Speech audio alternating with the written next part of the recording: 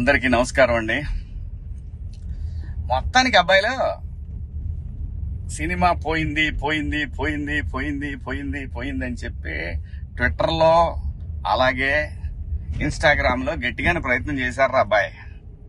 అరే అబ్బాయి, ఒక విషయం చెప్తాను, గుర్తుపెట్టుకోండి. సినిమా బాగాలేకపోతే మార్నింగ్ షో తర్వాత ఎవడు రాడరా అబ్బాయిలో.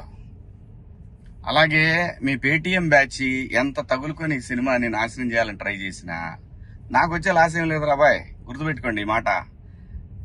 నేను మంచి సినిమా తీశాను, అది బాగుందా బాగాలేదనేది మిక్స్డ్ టాక్ అని ఒకటి మొదలు పెట్టారు మీరు. ఆ తర్వాత ఇన్స్టాగ్రామ్లో అలాగే ట్విట్టర్లో మీ ఇష్టం వచ్చినట్టు రెచ్చిపోయారు.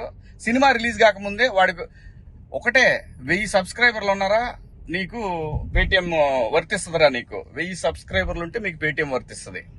సో అలాంటి పరిస్థితిలో ఉన్న మీకు మీరు ఎంత తన్నకలాడినా నా సినిమాని మీరు ఆపలేరు కూడా. సో నా సినిమా బాగుందా లేదా అని డిసైడ్ చేయాల్సింది ఆడియన్స్. మీరు మొత్తానికి మీరైతే గెలిచారు రాబాయ్, మీరైతే గెలిచారు. ఏది సినిమాకి జనాన్ని ఆపటానికి ట్రై చేశారు, కొంతవరకు గెలిచారు. కానీ సినిమా చూసినోడు నలుగురికి చెప్తున్నాడు రాబాయ్, 4 రోజులకి ఎక్కుద్ది, లేదంటే వారానికి ఎక్కుద్ది, కానీ సినిమా ఎక్కుద్ది. రాసుకోండి ఇది.